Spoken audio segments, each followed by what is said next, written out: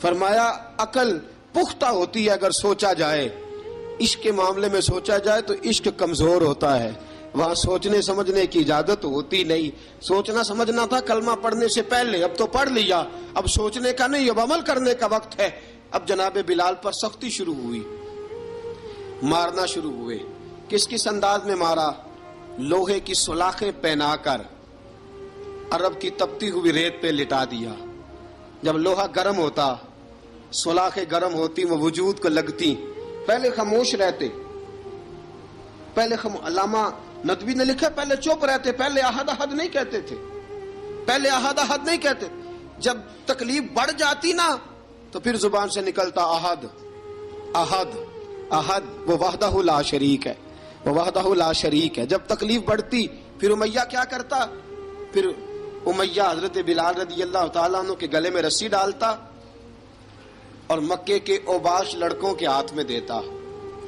مکے کی گلیوں میں کبھی کسی پاگل کو آپ گزرتے دیکھو نا، لڑکے اسے چھیڑ رہے ہوں، آپ کو پتا ہے وہ پاگل ہے، اس نے زیادتی بھی کی ہے، لڑکے چھیڑتے ہوں تو بزرگ اور سیانے لوگ منع کرتے ہیں، کہتے ہیں بدتمیزوں نہ کرو، وہ تو بیچارہ دیوانہ ہے، وہ تو پاگل ہے۔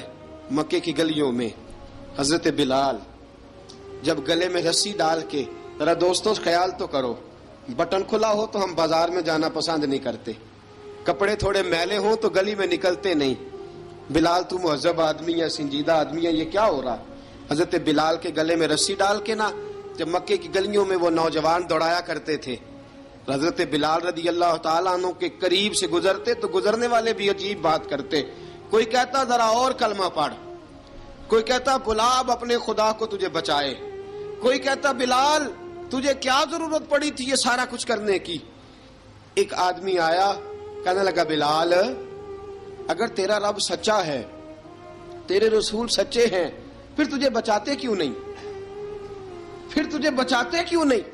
جب تو اتنا مخلص مومن ہے اور اتنا تیرے اندر خلوص پایا جاتا ہے تو وہ آتے کیوں نہیں تیرے دفاع کے لیے؟ وہ تیرے لیے ڈھال کیوں نہیں بنتے؟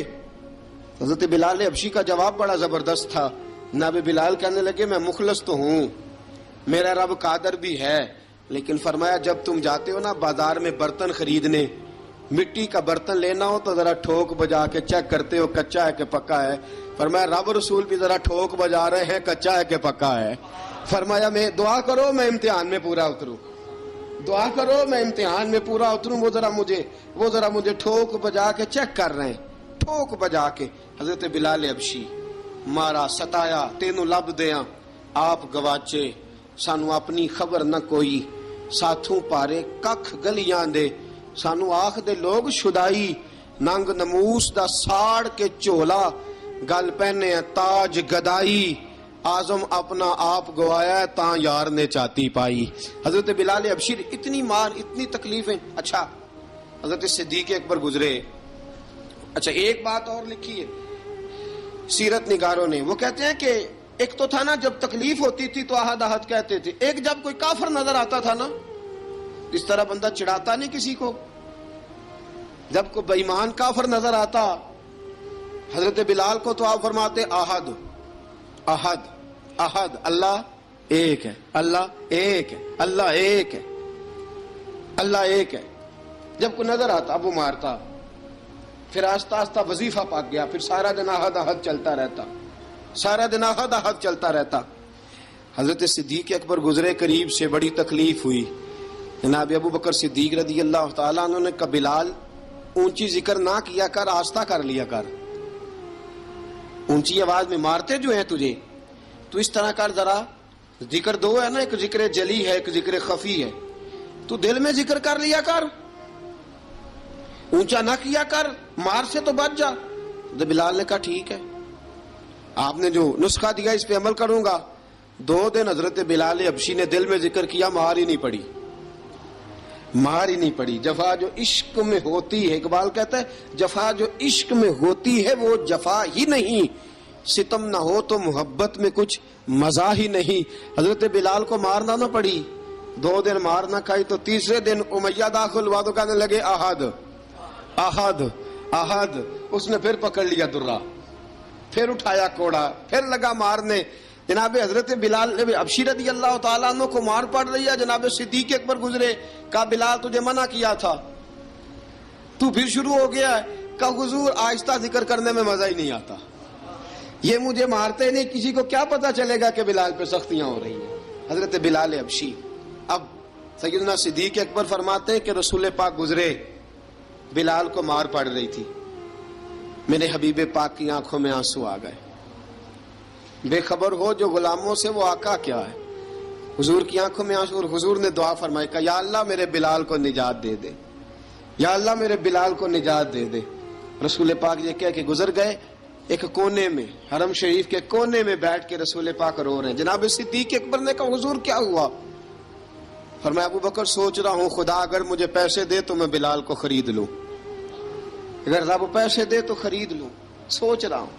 جناب ابو بکر صدیق گھر گئے، گھر جا کے حضرت عباس کو بھیجا، کہا امیہ میرا مخالف ہے، مجھ سے وہ بات نہیں کرے گا، آپ جائیے، آپ جا کے کہیے بلال کو بیچ ڈالے۔